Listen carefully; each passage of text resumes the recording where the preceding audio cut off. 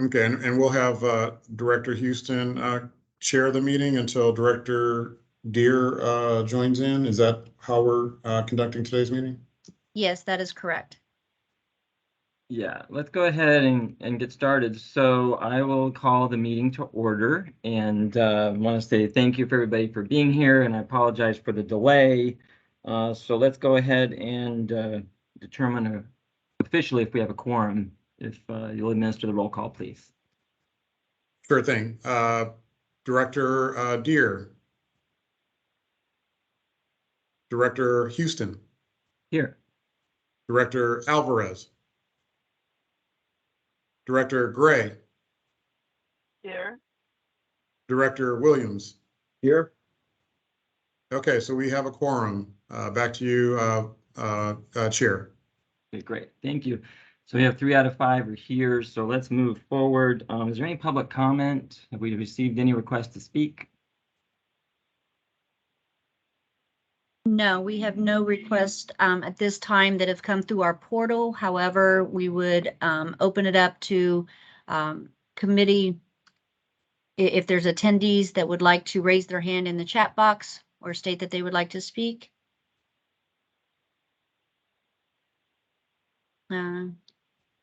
Seeing none.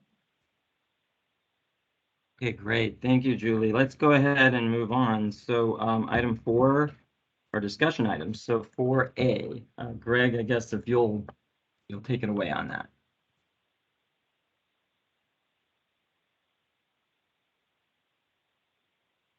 Absolutely. Thank you, Director Houston. So we have our colleagues from Metropolitan Water District with us today. So Shanti Rosette, who has done spectacular presentations for us in prior caucus meetings, is here today to talk with us about the Colorado River conditions. And I think this is a very urgent presentation, and I'm sure we will gain a lot of insight. So please, Shanti, if you don't mind, take her away. Thank you very much. Next slide, please.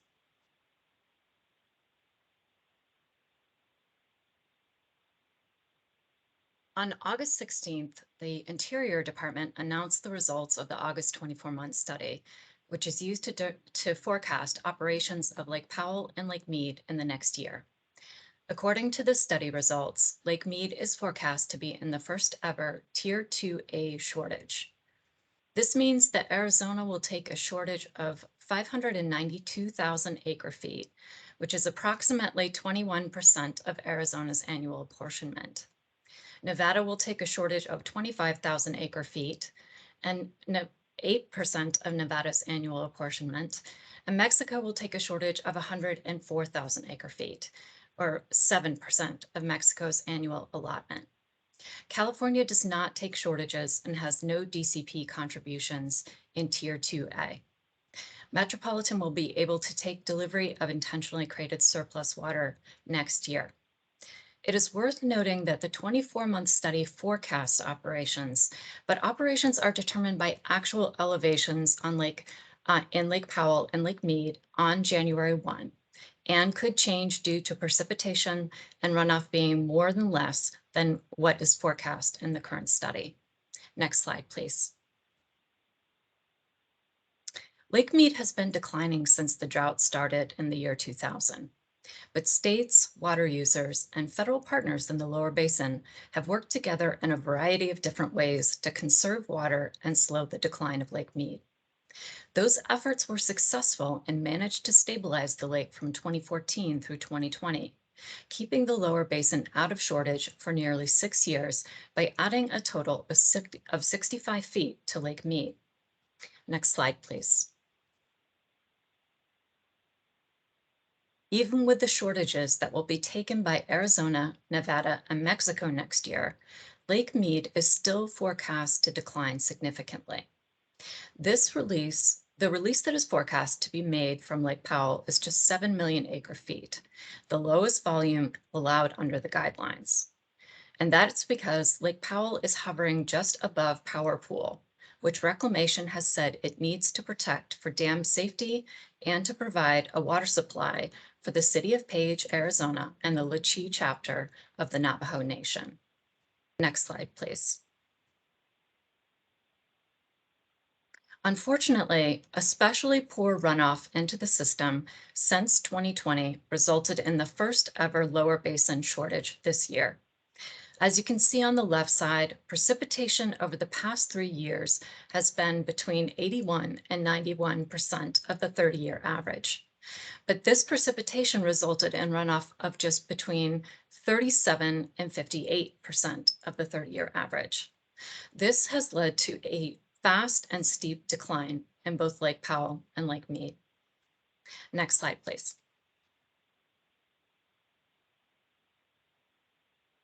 Lake Mead is forecasted to decline more than 20 feet in 2023, ending below elevation 1,025 feet.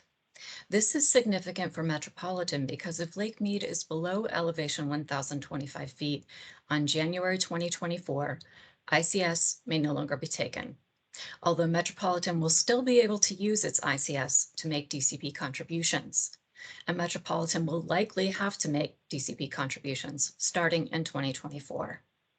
Next slide, please.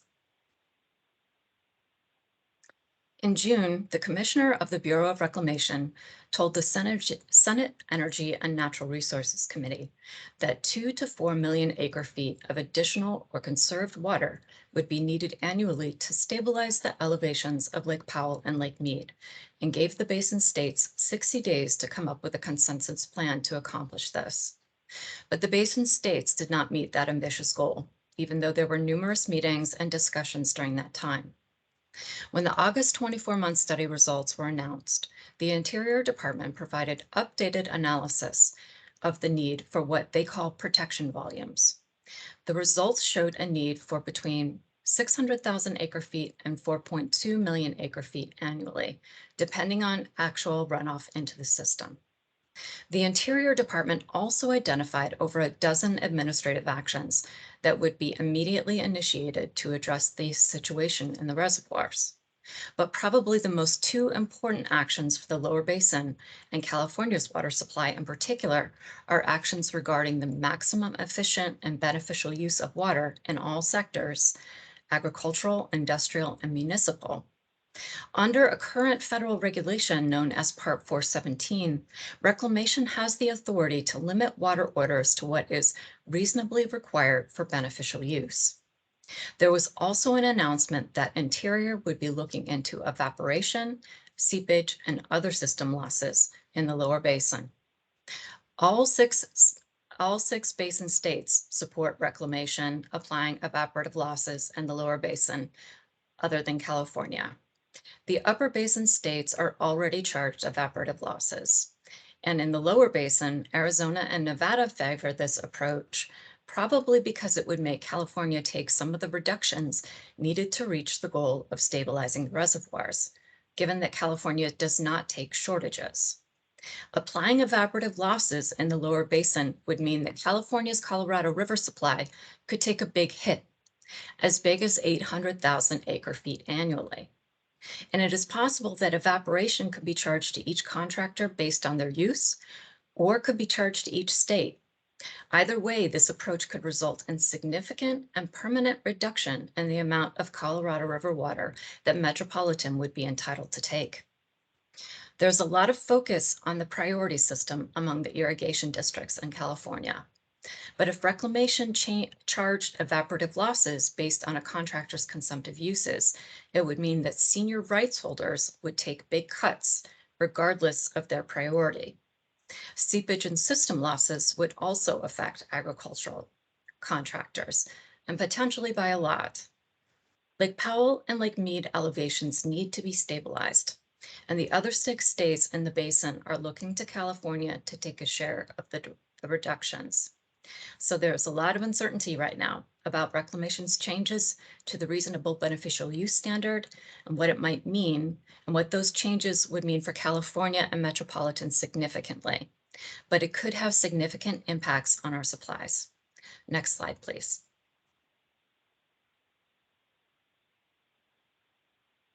This slide shows the modeling that the Bureau of Reclamation used in identifying the need for water use reductions to keep Lake Mead above elevation 1,000. And I just want to point out something that Reclamation said in a recent meeting. If 2 more years like this year when inflow into Lake Powell was 58% of the 30-year average, happened again, then Lake Mead will reach dead pool without any additional actions by 2025. This is the outcome that the Interior Department is seeking to avoid in the call for significant new conservation starting next year. Next slide, please.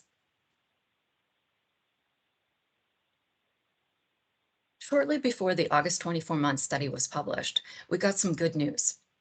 $4 billion was included in the Inflation Reduction Act for reclamation to provide funds to public entities and tribes to mitigate drought impacts, with a priority given to the Colorado River Basin. The Bureau of Reclamation will begin to develop the criteria for spending this money this month. Next slide, please. The basin states have not yet reached a consensus about how to meet the protection volumes goal for next year. The upper division states announced a 5-point plan that includes no new commitments to conserve water. And around the time that the 24-month study was published, there was a lot of criticism of California. Nevada sent a comment letter criticizing California and the Interior Department's leadership in failing to meet the goals laid out by the commissioner in June. Arizona said that it had come to the table with a real offer and criticized California for its offer of a voluntary and conditional plan, and said that it is unacceptable for Arizona to continue to bear the disproportionate share of the burden of cuts. The Colorado River Board of California put out a statement that it was disappointed that a deal hadn't been reached. A Metropolitan issued a statement calling on everyone who relies on Colorado River water, including communities across Southern California, to prepare for reduced supplies from this source permanently. The Interior Department leadership team are now looking at the administrative actions that they will take and how to develop the spending criteria for the Inflation Reduction Act money. There's some interest in California to have a voluntary agreement next year, but it is not clear at this time whether the other lower basin states and Interior will support this approach. Thank you. This concludes my presentation. I would be happy to answer any questions.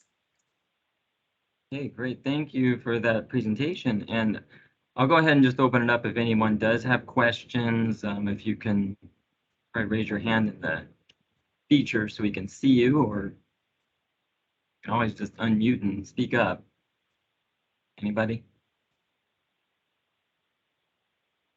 Well, I'll go ahead and start just a quick question or two really fast, because, you know, there's been a lot of media attention on this lately, of course. So I see Greg, but I'll get you in a second, Greg. But there's been a lot of media attention. There was a really good story, I think, in the LA Times, maybe a week ago, give or take. It was pretty thorough. I think it's kind of ironic that you know, everyone's expressing disappointment, which is, you know, really, it's like, yeah, no kidding, kind of funny. Yeah, okay, we're all disappointed, but they've got to get their act together. When it comes to one of the things that was mentioned about the future of the water use in the area, though, and Metropolitan heavily hit on it, was more water efficiency, greater water reuse, of course, which that's what we're all focused on, but also even the turf removal programs. So can anybody provide some more background on that? Because I do think that those are some of the things that we have no choice but to push harder, let alone put the funding in there. So I don't even know what the status is at this moment. I have the papers here in my office, but you know, how much money is even left in the fund for turf removal, let alone that's going to be, I hope, a priority in the next, you know, couple fiscal years. We also need the tax incentive from the federal government for people taking out grass and other things. So anyways, if someone could just at least provide a comment or an answer to some of the things I just brought up, I'd appreciate that. Yes, and you are anticipating exactly one of the things that we have been discussing with the Bureau of Reclamation Commissioner, as well as leadership at Interior, and they have been very receptive to the idea of using some of the money that has been made available through the Inflation Reduction Act for urban turf removal generally. And we've also been looking specifically at Metropolitan at providing money for non-functional turf removal. So it looks very promising that some of this money, some of the 4 billion is going to be available for that, because Reclamation views that kind of reduction in water use as the immediate system benefit, but also providing a permanent reduction in uses. So we are looking at that and working on that currently. And that has been a priority of our general manager to get that funded. Very good. I do see some hands up, so I'm just going to call on folks in different random orders. But I saw first Russ, then Pierre, then Greg. So Russ, go ahead. Thanks. So I actually had 3 questions, but the one that struck me was, if we are hit with the evaporative losses and the people with the highest priority get hit hardest, what happens to Imperial? It's clear Met is going to catch it, but that's got to hurt Imperial. How big? Director Lefebvre, that would be a significant hit to IID. And in addition to evaporative losses, they're also looking at charging seepage and system losses. So the transit losses would be higher to those water users lower in the system, and IID is the lowest in the system. And so in that package of actions that they had discussed looking at, IID would take the biggest hit. Yeah. Something else. So out of the federal money, presumably we can go to fallowing more acreage, but Bart Fisher from PBID wasn't particularly anxious to do that. We've been most successful with PBID. Are we going to be able to do that to any others? For example, Imperial? Yes, Director Lefebvre. I think that to answer your question, I think that there has been discussion, and there was discussion just this morning that Devin and Bart Fisher were talking about opportunities in PVID for this next year that may be coming up in light of some of the money that may become available through the IRA. One thing that I will point out that we have heard from the Interior team is that they realize that they need to fund short-term system conservation over the next year or two, but they really want to focus most of this money on the longer-term system efficiencies. And so they're looking at perhaps providing some kind of advantage for applications that come in for system conservation that also include a system efficiency component for longer term benefits. And IID is discussing having a voluntary program that would include some expansion of their current programs potentially for next year. And they haven't discussed it specifically, but there's also a possibility of standing up a fallowing program for next year. They haven't been very specific, but they are looking potentially at doing additional conservation next year, either through existing programs or an additional program.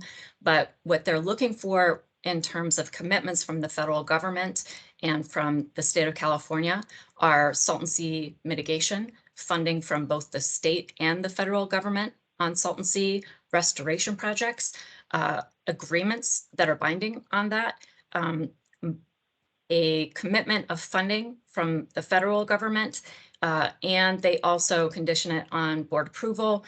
And as you know, Director Lefebvre, they're not very reliable in getting board approvals. So they are discussing it. They're continuing to stay in the discussions, but it is highly conditional at this point. Thanks, Shanti. That's really a lot of information. I appreciate that a lot. and I'll just make an observation, I guess. We are dealing with how to make the upper basin, the lower basin, handle almost everything. The upper basin the feds have no leverage on the upper basin. Can you provide any input that would say the upper basin is going to take some piece of this? So we have heard from Interior leadership that they have had productive discussions that have led them to believe that there are going to be commitments from the upper basin to conserve additional water on top of what they are already agreeing to. But they haven't disclosed a number yet. But it looks like there will be some additional commitments forthcoming. Also, with the upper basin, our primary ability, and I mean the lower basin as well as the Department of Interior's primary ability to get more water from the upper basin is by ordering releases from reservoirs upstream of Lake Powell, like Flaming Gorge, in order to meet the DROA releases that is part of the upper basin's drought contingency plan. So the Interior Department doesn't have a lot of authority over specific water uses in the upper basin like it does. It has contracts with every water user in the lower basin. However, they do have some authority to make releases from some of those upstream reservoirs. And when we're talking about these protection volumes, when we're talking about 2 million, say, of protection volumes that would be needed, there's a proportion that would come from conservation in Lake Mead that would mean less deliveries being made from Lake Mead. But then the other proportion would come from the upper basin, and those would be met by additional releases into Lake Powell from Flaming Gorge. Thanks. That's a lot of really good information. Thank you very much. Thank you. Okay, great. Thank you. I know we have 2 more folks in the queue real quick. And thank you, Russ. Those are excellent questions and observations. So I'll go to Pierre and then Greg. So Pierre Swan. Hey, actually, you ought to go to Greg before me, but I'm willing to go now. Well, why don't you go, and I'm going to try and get this wrapped up in about 5 minutes for both of you. So go ahead, Pierre. Okay. Hey, those of you who were at the Urban Water Institute heard the director of the Central Arizona project say that there was 10 million acre feet of water in the Arizona groundwater bank. And most of that is for the Central Arizona project. They've been putting it in over the last 20 years. But also there's a significant amount that Met has there. And in a prior meeting this morning, I asked Santee, and she's going to provide this, but Russ and Gloria, you ought to pay attention to this, that it's important to know what the terms of getting that water out. I mean, you get the water out of the water bank on Met's behalf based on an exchange. And the question is, how much can they take, each year in that exchange? And that would leave water in Lake Mead or make water available to Met, because Met's got the fingerprint on this water. So it's important to know that. That will help offset some of the pain. I mean, the upper basin states have already taken the evaporative loss. The argument on the lower basin, I think, is, hey, should you first take it on based on your, Arizona and Nevada should take the first cuts of it, and then a portion for all the other users on a pro rata basis based on use, or some other way. So that's critically important how that goes down. I think that's, I'd really like to understand what the thought process was of, Met putting, as much as 2 million acre feet of water in the Arizona water bank, and Arizona putting 10 million. If that water had been left in Lake Mead, Lake Mead would be somewhere between 2/3 and 3/4 full. So we would have no power problems and we would not be in shortage on Colorado. But it's way over in Arizona and it cannot be pumped back. It can only be exchanged to get it out of Arizona. Thank you. So thank you, Director Swan, and you're probably getting tired of my presentations at this point today, but I did follow up on the questions that you had asked, and Metropolitan had withdrawn all of the water that it had in the Arizona Water Bank. As of 2010, it was a pilot program, and the pilot program ended then. So we do not have any water still stored in the Arizona Water Bank.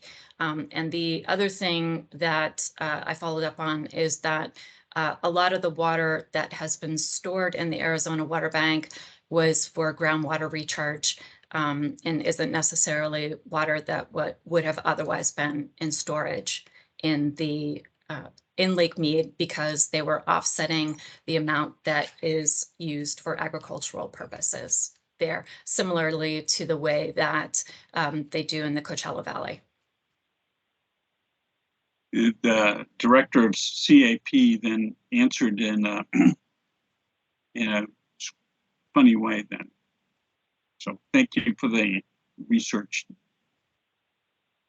Okay, great. Thank you, Pierre. And so Greg Reed, our general manager, had a question.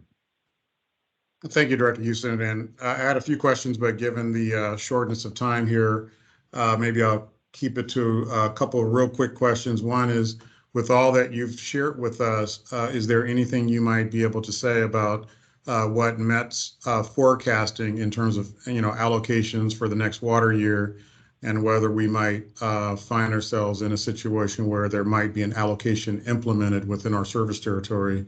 And then second question, regarding just the infrastructure, the Inflation Reduction Act, the IRA, do we anticipate, increased dollars available for local, supply development?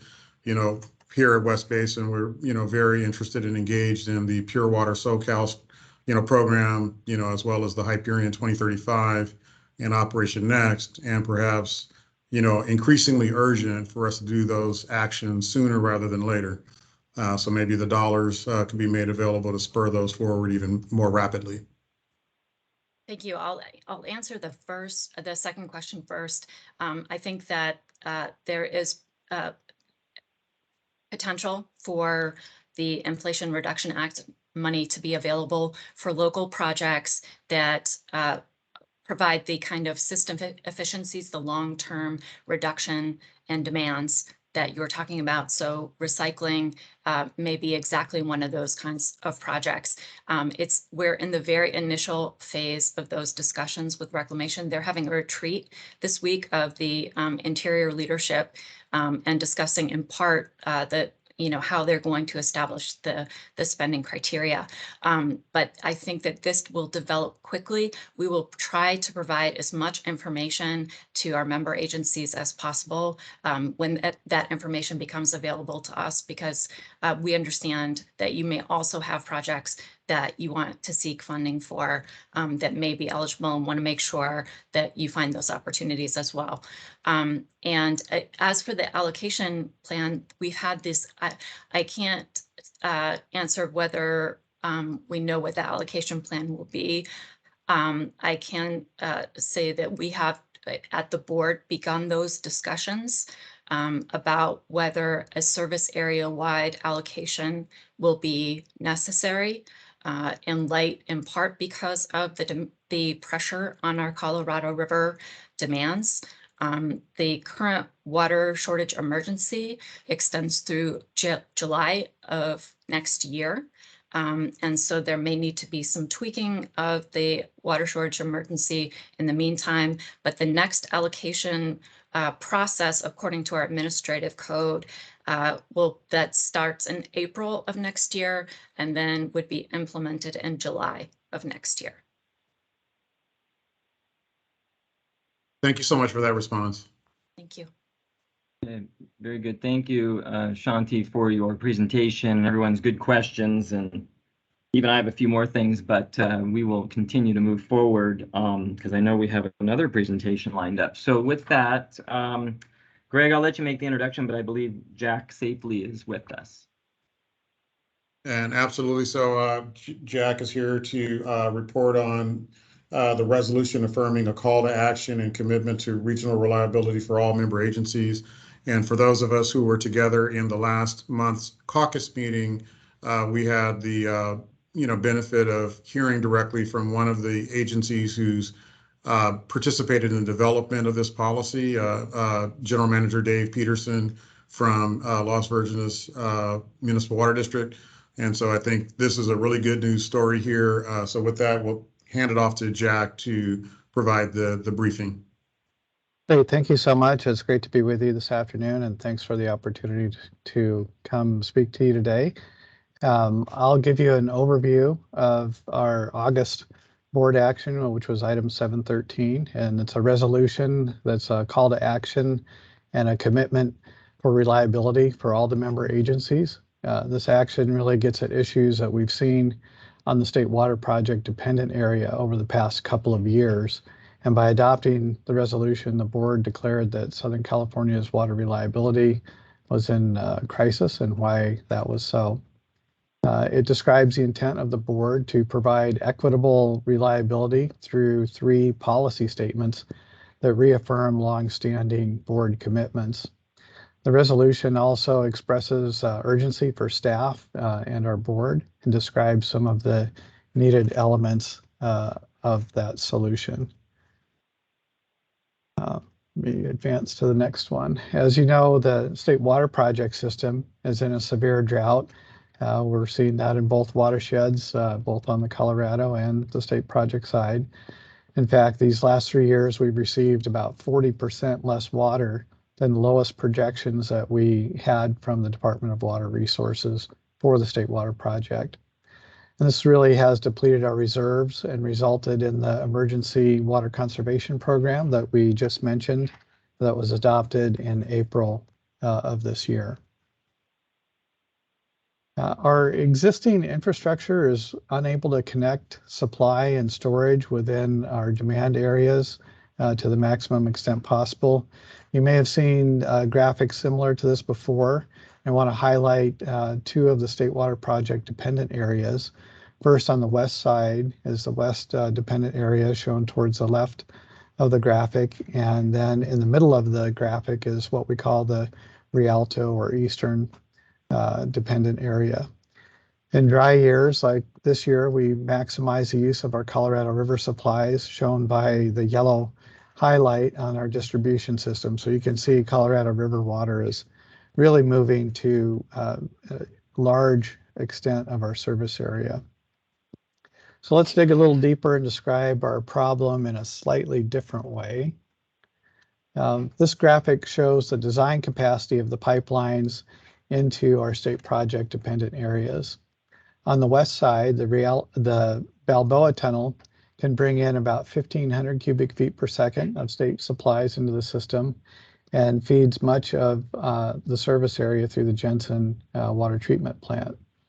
On the east side, the Rialto pipeline has a capacity of a little over 600 cubic feet per second to bring water into the eastern portion of our service area. And on the west side, if we rely on Colorado River supplies and Diamond Valley Lake supplies through Gregg Avenue, we can only send about 50 cubic feet per second into that western area from those facilities. And really on the east side, no water from the Rialto pipeline. So you can see there's a big disparity in the initial design capacity and the configuration of our system that we're in a fight to overcome. So typically we don't operate at these high design flows, but demands on the west side in the summer are usually around 700 CFS, and on the east side around 400 CFS, and you can see that indicated by the white arrows on this figure. Let's go back to the system graphic and talk a little bit about storage. At the beginning of this year, for the state water project, we had about 600,000 acre feet of water available for both the east and west branch of the state water project. Compared to that, we had about 2 million acre feet of Colorado River storage available through the intentionally created surplus in Lake Mead and through water stored in Diamond Valley Lake. Now, not all that's accessible in 1 year. So in 2022, we're taking about a third of the storage from the state side, or about 200,000 acre feet of water, and about a fifth of the storage on the Colorado side, or about 400,000 acre feet through the Colorado River Aqueduct. So you can see further the disparity of what can be supplied to the state project dependent area and what can be supplied to the rest of the region. This figure shows the state project dependent areas and what we're operating under right now. The state water project dependent area includes 6 agencies and over 6 million people. So the agencies are Caucus Municipal Water District, Las Virgenes, who you just heard from Dave Peterson, it sounds like. So he's here. City of Los Angeles, Upper San Gabriel Valley, portions of the Three Valleys Municipal Water District, and the Inland Empire Utilities Agency. And they're shown in the darker orange crosshatched area, and they stop just short of you in West Basin. So as we entered into 2022, we had a great start to the water year in October, November, December. As we came into 2022, precipitation basically just shut off.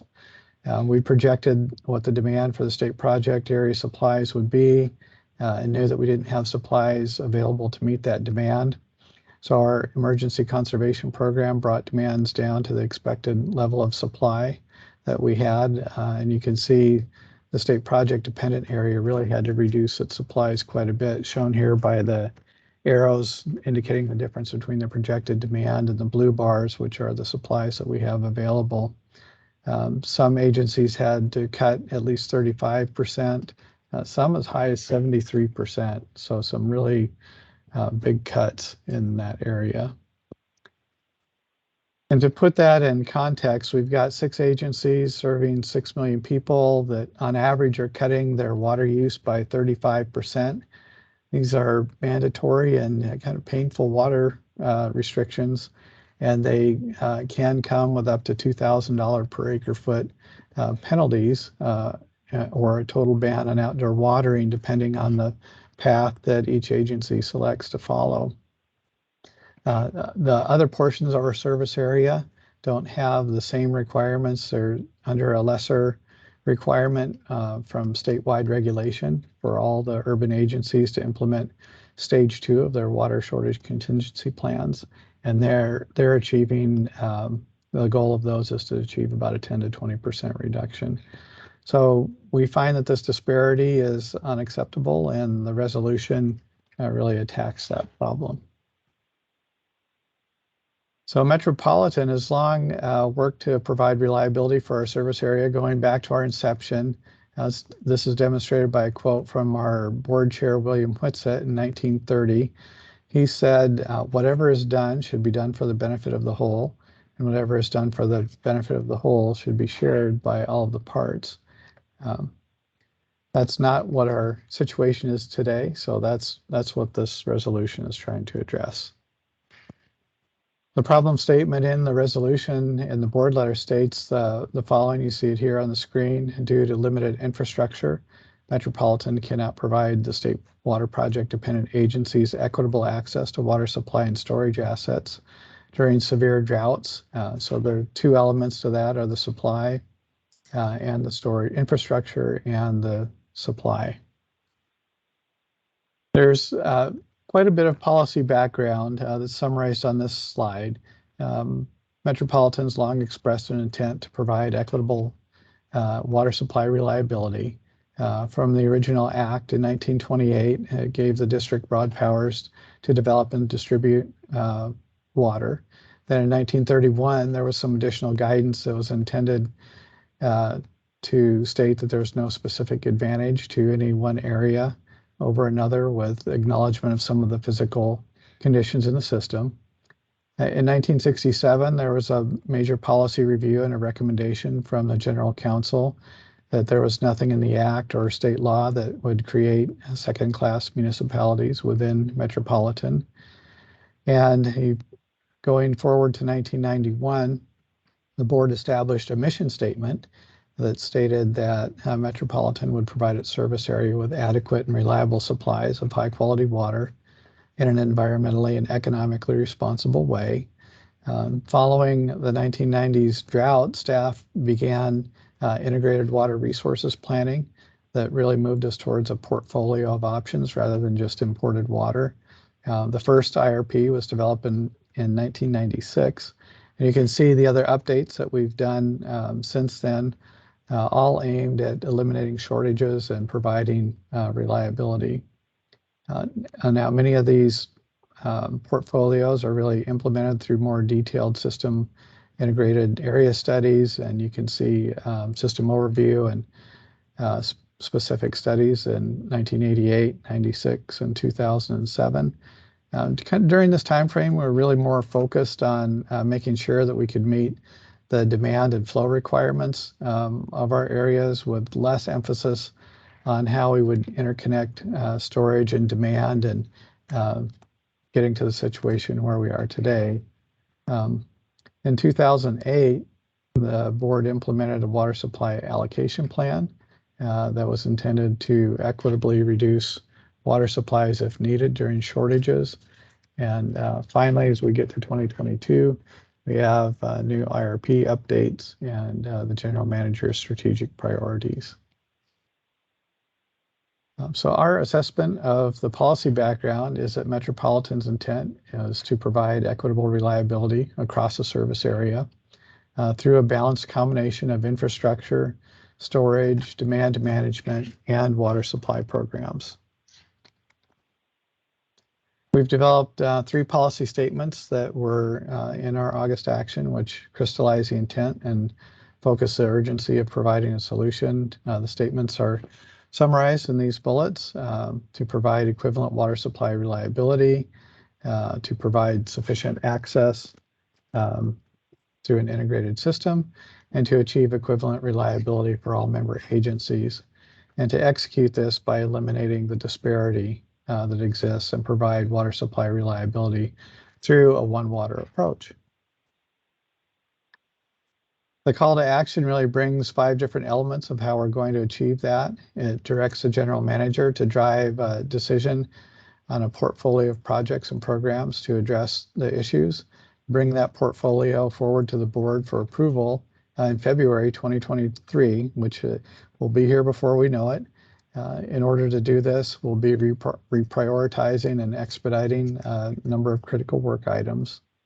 We're also looking at use of alternate project delivery methods. There's legislation proposed to allow, design, build, and alternate contracting methods for Metropolitan. And finally, we'll be providing quarterly updates to our board on the progress. We do need action in 4 areas. First of all, we need to ensure equitable access to supply and storage assets through our infrastructure and our distribution system. We also need to keep an eye on water demands and continue to increase our long-term water savings through water use efficiency. And in particular, we mentioned this a little bit earlier, the non-functional turf removal is going to be a big focus for us in the upcoming time. We need to advance our development of our local supplies and continuing to support our local resource programs, especially some of the large projects like Pure Water Southern California. And finally, we need to align our imported supply planning and actions to incorporate impacts of climate change. We'd like to incorporate the best available climate science so we can understand what our future holds for our water supplies in both our state project and our Colorado River watersheds. You've been hearing a lot of stories recently about how both these supplies are strained by climate change, and certainly here, and you're seeing the impacts of that before you. In summary, our board did adopt the resolution and commitment to regional reliability for our agencies in the August board meeting. And that concludes my presentation. I'd be happy to answer any questions that you might have. Okay, great. Thank you, Jack. Very thorough, and I do appreciate it. And I will open it up if there's anyone who has questions, or raise your hand. First of all, I'll just say personally, I think that this is a great move, and there's a lot of wonderful words, of course, and then words need action. So, but the first thing to do is to recognize that problem and address it, and put something forward that you can take action on. So I do commend the board for that. And one of the things you noted was the upgrade of the infrastructure. Of course, we know that's going to take a long time to actually do. There's a lot of years of work. But to get this ball rolling is extremely important right now. And all of us in water understand, don't let a good crisis go to waste, quite frankly, because it exposes everything that, is lacking or needs to be addressed. And so I think that we're all in that boat right now to do that. So again, I want to just commend the staff for putting this together and the board for approving it. I'm anxious to see what comes forward to be implemented along the way. Now with that, I do see that Greg Reed has his hand up. So go ahead, General Manager Reed. Thank you, Director Houston. And I just want to kind of take a moment to say that this really is a really monumental policy that the board has adopted at Metropolitan. Certainly here at West Basin, our board has taken leadership to call for, I think it's level 3 drought contingency plan, calling for 30% reduction within our service territory, and paralleling the LA Department of Water and Power's call to restrict watering down to 2 days per week, although we were, not under those same restrictions as the state water project dependent areas. But, in addition to that, we had a really great board workshop in July, and the board unanimously agreed that regional reliability is our top priority for anything that we do. And so I think with that, I'll stop there and just ask the question, Jack, is there anything you can share as to maybe some of the portfolio that may be in play in terms of urgent action? Yes, I know there are some initial projects that probably are what you'd probably call a no regrets type of action. So we've looked at some of the quicker improvements to do. I think you hopefully have had some staff attend the workshops that are being held. And one of the projects is our Diamond Valley to Rialto pipeline pump back project. That's one that seems to make a lot of sense. There's funding for it from the state in the budget, and there's $50 million that's available for these projects in the state budget. And the pump back from Diamond Valley through the inland feeder into the Rialto pipeline would involve constructing some bypass pipelines and pump stations, and that's one that could come to operation fairly quickly. I believe it's by 2025. I know our engineering group is also looking quite heavily at a Sepulveda feeder pump back that would move water from the Venice power plant and back north towards the Jensen plant. They're taking a look at that. I know they've worked to get consultants on board to finish up the feasibility and financial studies. Overall, we had, I want to say, about 150 ideas that were being evaluated through the process, and they're winnowing those down to the ones that make the most sense. And certainly there are some quick hit projects that will come forth, and there's probably a little bit more work that needs to be done there, but there'll be some upcoming workshops for your staff to attend. Thank you for that response, Jack. Appreciate it.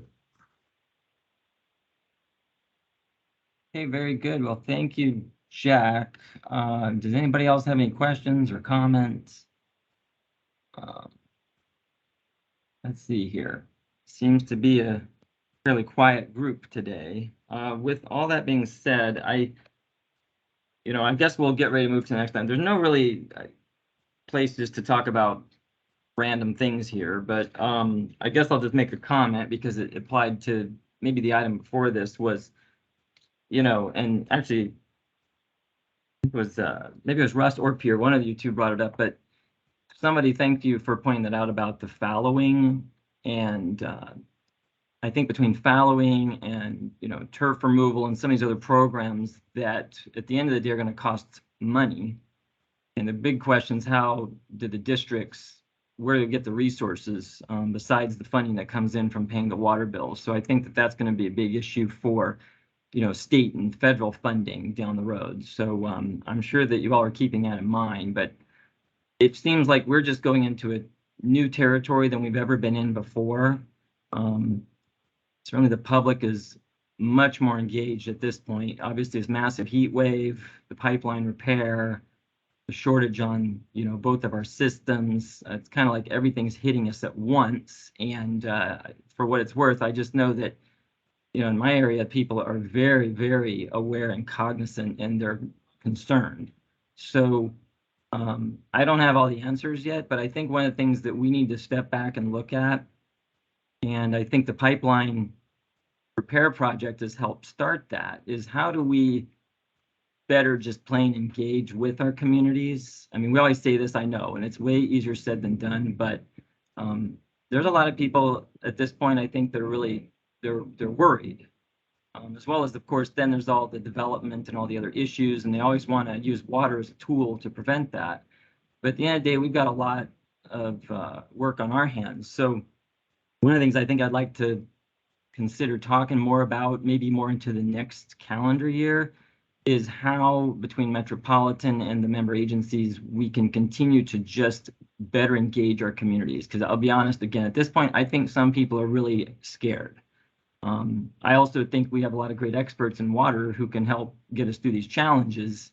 So I'm very optimistic, but the average person out there doesn't know. And so I think we've got to figure out even more, how do we continue to articulate and engage these communities? So I'm just going to put that out there as a thought for the future. I do think that this pipeline shutdown has been a good test for us. I've seen the information everywhere, and yet there's many people who say, hey, they haven't heard a thing, and we know how that works, right? But for what it's worth, I think this has been a good run for us, to move forward. But right now, the public's extremely aware, and they're extremely aware of the water challenges out west, and they're looking for answers. So between the local agencies and state and federal, it's just not going to go away. So I know I'm preaching to the choir right now, but I want to make sure that all of us are thinking about it, and how can we collectively, do even more to engage folks. So I'm really, really excited about those things, but at the same time, we know it's not always easy. And I do see that Dee Zink has her hand up. So Dee, if you'd like to say something, I'd appreciate that. I would. Thank you, Director Houston. I just wanted to say that I am here, I'm listening to you, and we'd be very happy to coordinate with you on communications going forward. We already are, but I understand what you're saying about taking advantage of the moment where the public's engaged and building on that. And I think that's a great idea. And I just also turned my camera on because I wanted to thank our member agencies for all of the different messaging. We're seeing it. We're seeing you out there in a variety of different ways, whether it is news or social media or otherwise, on your individual messages and on behalf of your agencies. And it's really important to this effort right now. So on behalf of Metropolitan, I want to thank you for your coordination and your cooperation with us. Thank you. Great, thank you. And I see that Director Langford has her hand up. Go ahead. Yeah, I just wanted to let you know your messaging surely must be working. Since I've been on this call, I've gotten 3 separate calls from Cal American Water. I'm assuming for 3 separate properties that I own. imploring me to make sure that water usage is down. So you're getting the message to everybody, including the directors of other water agencies. Thank you. Very Thank good. you Thank very you. much. Thank you. Okay. I don't see any other hands, and I know we have hit the hour, Hi. so I want to be Director cognizant. Houston. I do hear Any- Chair Gray. Hi. Is that Chair Gray that I hear?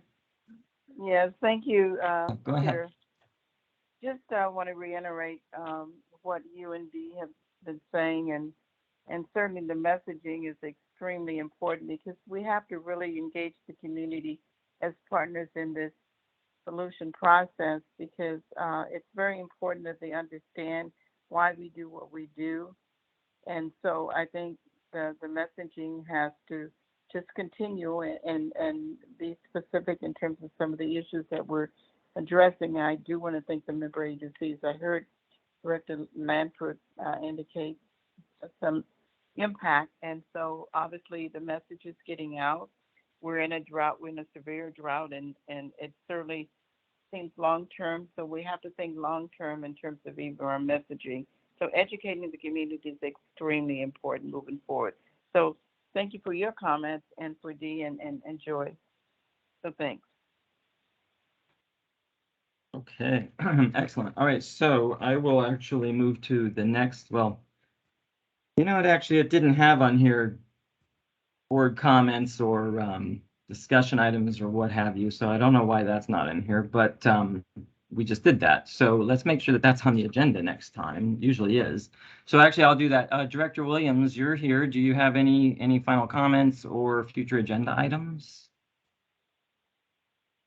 No, thank you, but I just want to say that for our messaging, it has to be consistent and never ending, because folks have a tendency to forget when things are well again.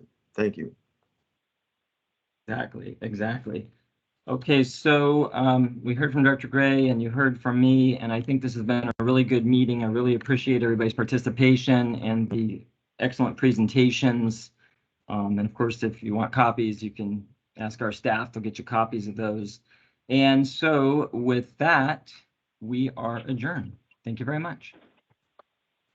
Thank you, Director Houston. Thank you, everyone. Thank you to all of our guests for today's caucus. Thank you so much.